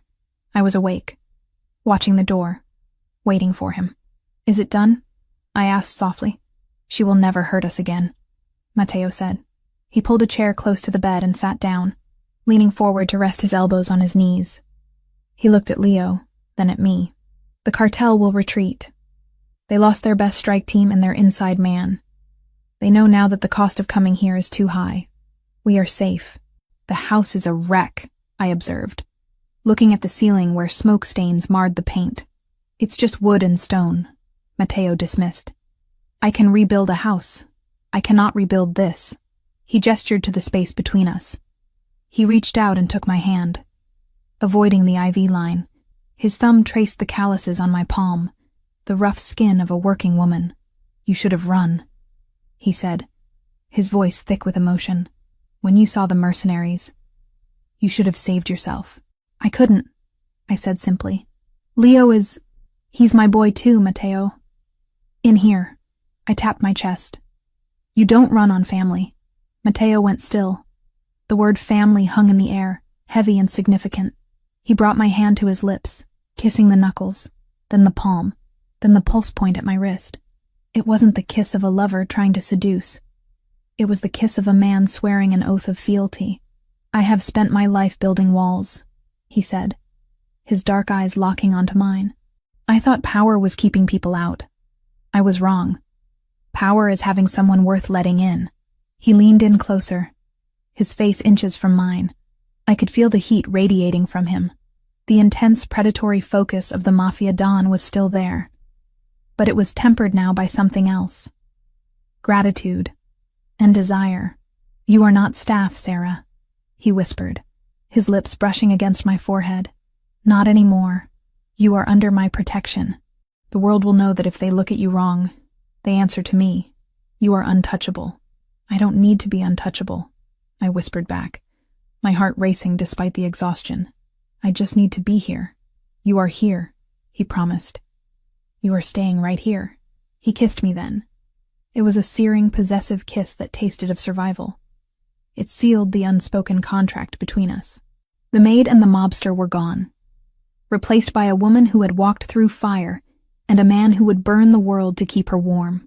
Outside, the dawn began to break, painting the sky in shades of bruised purple and blood orange. The storm had passed. The wreckage of the night lay scattered around us, but in the center of the chaos, the foundation held. We were battered. We were bleeding, but we were standing. As I drifted off to sleep, safe in the shadow of the man who had just dismantled an army for me, I knew that life at the DeLuca estate would never be quiet again, but it would be ours. The sun rose over the shattered gates, illuminating the path forward. Vanessa was a memory. The cartel was a warning, and I was exactly where I belonged. Several days passed in a blur of recovery. The house swarmed with contractors, not just cleaners. Matteo was fortifying the castle, but he was also changing it. The cold, museum-like atmosphere was being stripped away. The white leather sofas that had been ruined by my blood were replaced with warmer, softer fabrics. The sharp edges were being softened. I insisted on getting up as soon as the doctor allowed me to hobble on crutches. I found Matteo in the garden, overseeing the repair of the perimeter wall. He wasn't wearing a suit. He was wearing jeans and a black t-shirt, looking less like a CEO and more like the man who had pulled me from the mud. He saw me and immediately walked over, offering his arm for support. "You should be resting," he chided, though his eyes were warm. "I was going crazy in that room," I admitted. "Besides, someone needs to make sure the roses aren't trampled by the construction crew." Matteo chuckled. "The roses are safe, and so is the boy. He's inside teaching Marco how to play a video game. I believe Marco is losing badly." We walked slowly along the stone path. The air was crisp, smelling of wet earth and blooming jasmine. "I have news," Matteo said, stopping near the fountain. "Regarding our former problem. Vanessa? She was arrested this morning at the airport. She tried to board a flight to Dubai using a fake passport. The authorities were waiting. The press was there too. It was undignified. I felt a pang of pity, but it was fleeting. She had thrown a puppy into a storm and a child to wolves. She earned her cage. And the senator? He issued a statement condemning her actions and stepping down from his committee chair to focus on family matters. His career is effectively over. He chose to cut the limb to save the body, but the infection had already spread. So it's really over, I said, leaning against the stone rim of the fountain. The threat is over, Matteo corrected. But we are just beginning. He turned to face me fully. He reached into his pocket and pulled out a small velvet box. My breath hitched. Don't panic, he said, a smirk playing on his lips. It's not a ring, not yet. I know you like to do things in the proper order. He opened the box. Inside was a delicate gold chain with a small pendant. A shield with a lion engraved on it. The DeLuca crest. This belonged to my mother, he said, fastening it around my neck. The metal was cool against my skin. She wore it every day. She said it reminded her that her job wasn't to obey my father, but to protect the heart of the family. You protected the heart of this family, Sarah. You saved Leo. You saved me. I touched the pendant, tears pricking my eyes. Matteo, wear it, he commanded softly. It tells everyone who sees it that you are under my banner. It tells them that you are the lady of the house in everything but name.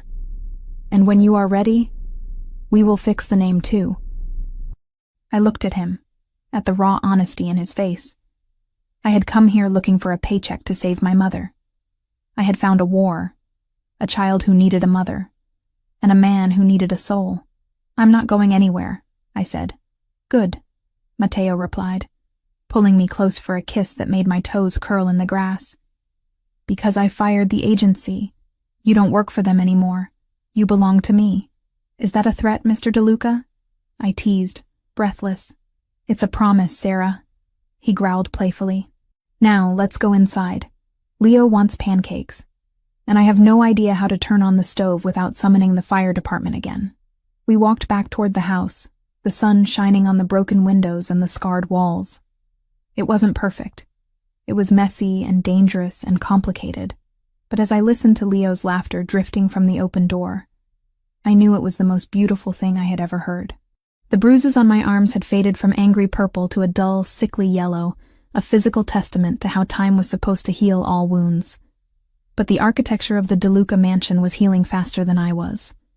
Within 2 weeks of the assault, the shattered oak doors had been replaced with reinforced steel disguised as mahogany.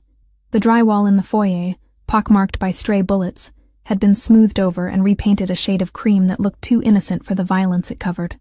The house was forgetting. The stone and mortar were moving on. I, however, was not. I stood by the window in the newly renovated library, watching the perimeter guards patrol the grounds. There were more of them now.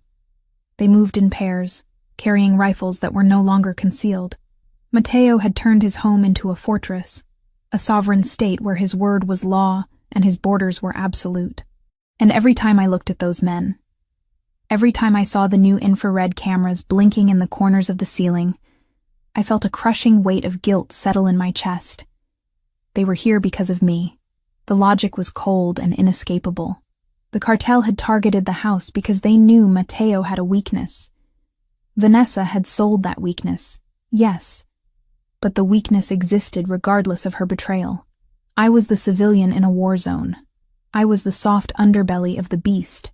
During the attack, the broker had used me to get to Leo. Next time, and in this world, there was always a next time. They wouldn't hesitate. They would use me again. They would put a gun to my head to make Matteo surrender, or worse, to make him choose. I touched the gold pendant Matteo had given me in the garden. The lion crest. It felt heavy against my collarbone. A beautiful shackle. He had called me a shield. But looking at my reflection in the dark glass of the window, I didn't see a shield. I saw a liability. I saw a target painted on the back of the man I loved and the child I adored. I loved them enough to die for them. That had been proven in the garage.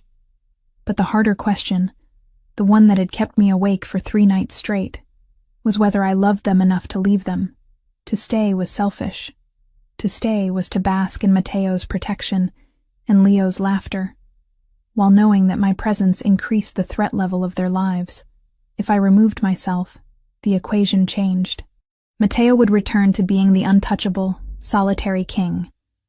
Leo would be the protected heir, guarded by professionals, not a maid with a kitchen knife. The decision didn't come with a burst of tears or a dramatic collapse. It arrived with a silent, suffocating clarity. I had to go. I had to scrub my existence from these halls so that they could be safe. I waited until the grandfather clock in the hall chimed 2 in the morning. The house was asleep. The night shift security was patrolling the exterior, but the interior was quiet. I went to my room, not the guest suite anymore, but a beautiful room on the second floor that Matteo had insisted I take. I didn't pack the silk blouses or the cashmere sweaters he had bought for me over the last few weeks. I didn't pack the jewelry. I took my old duffel bag from the back of the closet, the one with the broken zipper I had arrived with. I packed my old jeans, my worn-out sneakers, and the few photos of my mother I carried with me.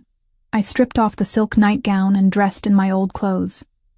They felt rough against my skin, a reminder of who I really was. Sarah Evans, the maid, the invisible woman. I wrote a letter. It took me an hour. I tore up 3 drafts because they sounded too emotional, too hopeful. The final version was short. It was brutal. It was necessary. Matteo, the danger didn't end with Vanessa. As long as I am here, you have a vulnerability they can exploit. I won't be the reason you lose a war. I won't be the reason Leo gets hurt. Don't look for me. Let me go back to being invisible. It's safer for everyone. Love, Sarah. I placed the letter on the pillow. I placed the lion pendant on top of the paper. It glinted in the moonlight, a golden eye judging my cowardice. I turned away before I could change my mind. I picked up my bag and opened the door. The hallway was silent. I didn't take the elevator. The hum of the motor might alert someone. I took the servants' stairs, the narrow, winding steps that I had scrubbed on my hands and knees a lifetime ago. My heart was hammering against my ribs, a frantic rhythm of grief. Every step away from Leo's room felt like a physical amputation. I imagined him waking up tomorrow, asking where I was. I imagined the look on Matteo's face. But then I imagined the broker's gun at my head, and the fear of that recurring nightmare pushed me forward. I reached the kitchen. The side door near the pantry led to the garden path, which intersected with a blind spot in the old fence line, a spot the new cameras didn't quite cover yet. I had studied the diagrams while Matteo worked. I knew the way out. I reached for the handle of the door. My hand trembled. You didn't take the coat. The voice came from the shadows of the breakfast nook, dark and rich as espresso. I froze. The blood drained from my face. I didn't turn around. I couldn't. If I looked at him, I would break. It's cold tonight, Matteo said. I heard the scrape of a chair against the floor. He had been sitting there in the dark, waiting. You packed the denim jacket. It's not insulated. You'll freeze before you reach the main road. I'll be fine, I whispered, my hand still gripping the door handle. Please, Matteo, don't. Don't what? His footsteps approached. They were slow, deliberate. Don't stop you from making the biggest mistake of your life. Don't stop you from abandoning my son. That stung.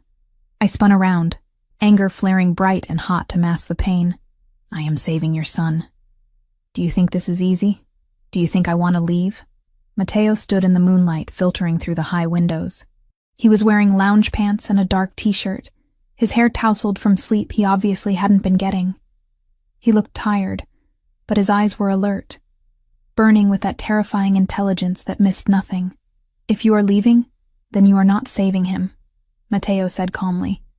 You are breaking him. He just got you back. If you vanish in the night like a thief, he will blame himself. He will think he wasn't good enough to make you stay. He's safer without me, I hissed, keeping my voice low so it wouldn't carry upstairs. Look at what happened, Matteo. The broker used me. They almost killed you because they knew you would come for me. I am a weakness.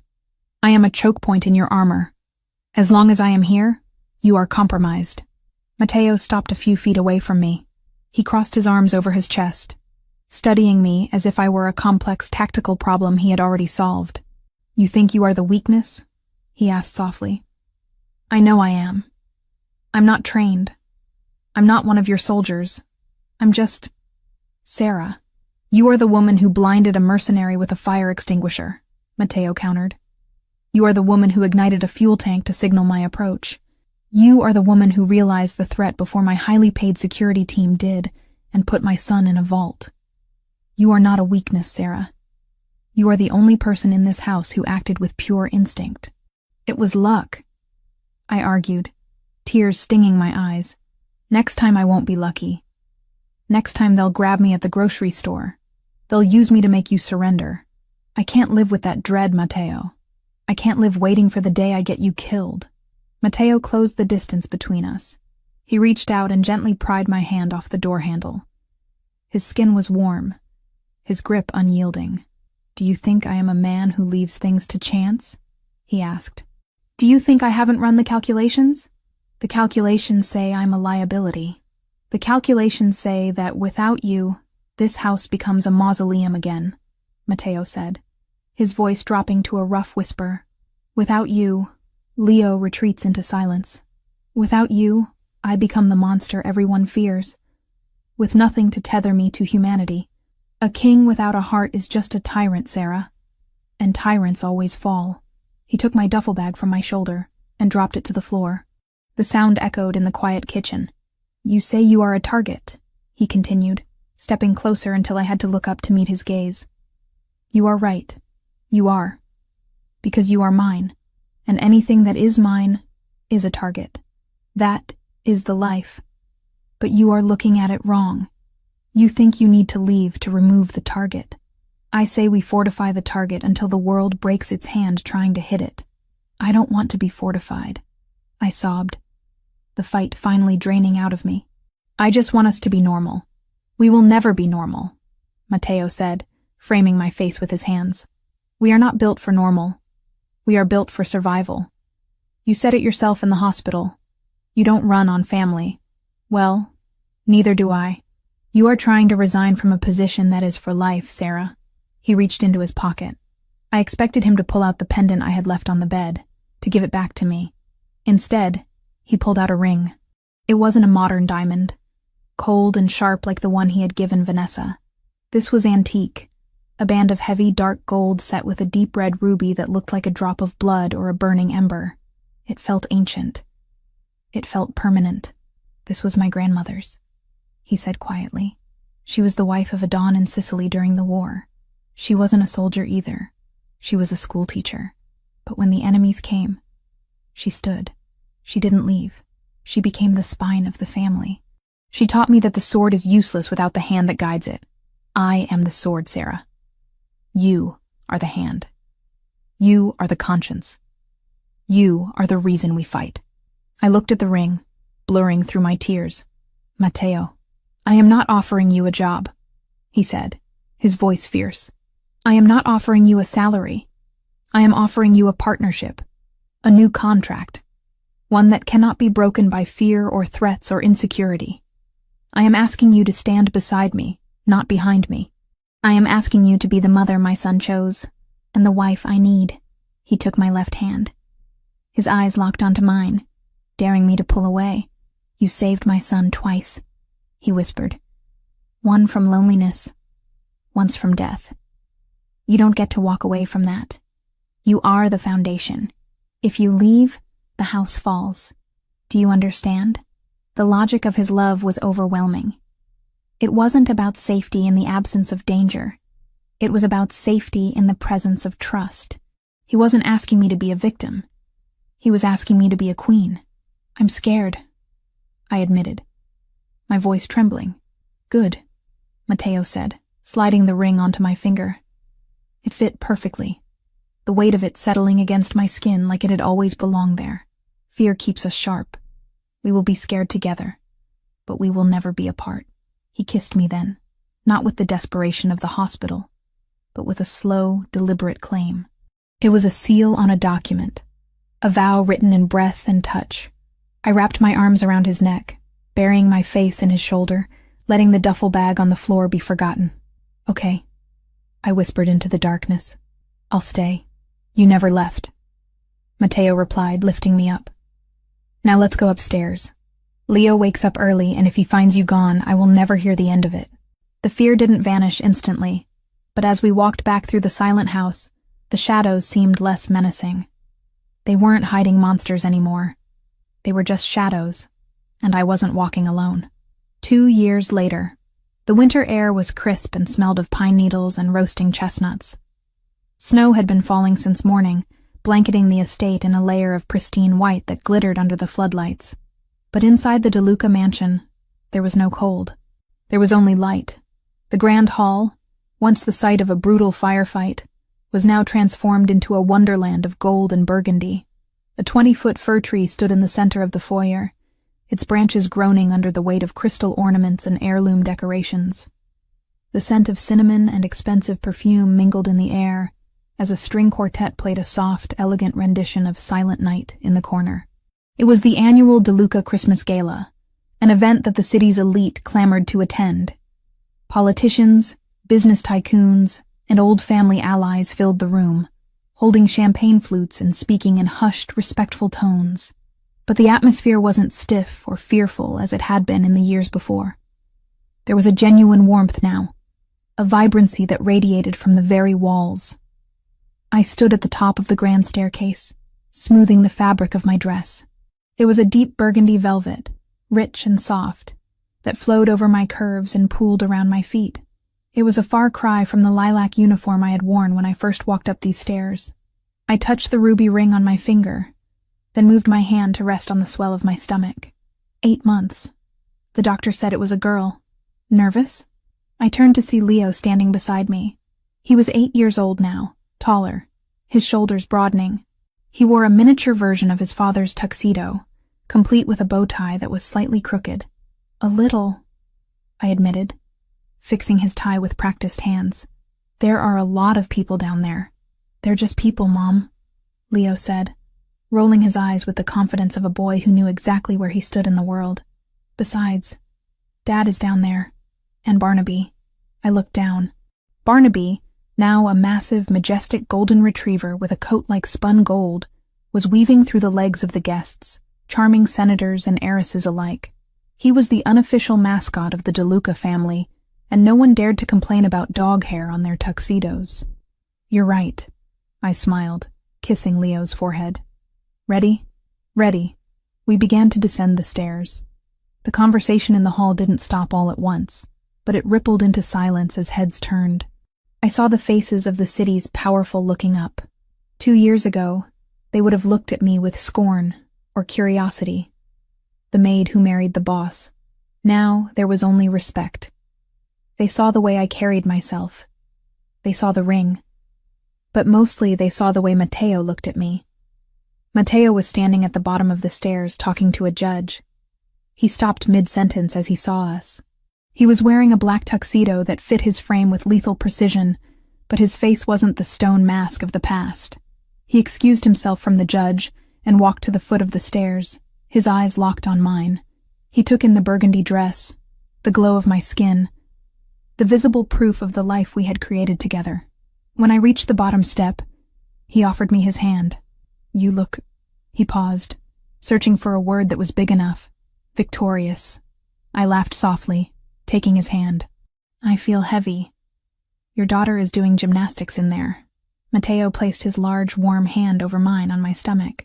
She has spirit, like her mother. Leo tugged at Mateo's other sleeve. Dad, can I go give Barnaby a pig in a blanket? He looks hungry. Mateo looked down at his son, the boy who used to hide in closets, who used to be terrified of his own shadow. Now, Leo was engaging, happy, and secure. 1, Mateo negotiated. And don't let Vanessa's father see you. He's trying to lobby for a donation, and he's allergic to dogs. Awesome, Leo grinned, sprinting off into the crowd. Mateo wrapped his arm around my waist, pulling me close to his side. The heat of him was a constant anchor. We looked out at the party, at the life we had built from the ashes of that terrible night. Do you remember? Mateo asked quietly, his lips brushing my ear. The contract? The one where I promised to be the shield? I asked. No, he corrected. The one where I promised you family. He gestured to the room, to Leo laughing with a group of other children near the tree, to Barnaby stealing a canapé from a waiter's tray, to the swell of my belly where our daughter waited to join the world. I have made many deals in my life, Sarah, Matteo said, his voice deep with emotion. I have negotiated treaties that stopped wars. I have acquired companies worth billions. But that night in the kitchen, when you agreed to stay, that was the greatest victory of my life. I looked up at him, tracing the line of his jaw with my eyes. The monster was still there, buried deep, ready to rise if anyone threatened us. But for me, he was just the man who had walked through the rain. You didn't just give me a family, Matteo, I whispered. You gave me a purpose. We gave it to each other, he said. The music swelled, a waltz beginning to play. Dance with me, Mrs. DeLuca, he commanded softly. I'm waddling more than dancing these days, I warned. Then I will hold you up, he promised. I will always hold you up. He swept me onto the floor. As we moved under the glittering chandelier, surrounded by the power and the wealth of the city, I realized that none of it mattered. The marble, the gold, the reputation, it was all just scenery. The real story wasn't about a mafia boss and a maid. It was about a man who had forgotten how to love, and a woman who had forgotten she was worth loving. Finding each other in the wreckage of a storm, Matteo spun me gently, and for a moment, the room blurred. I saw the reflection in the window, a family, whole and unbreakable. The deal was sealed, the debt was paid, and as the snow fell softly outside, covering the scars of the past, I knew that this was finally enough.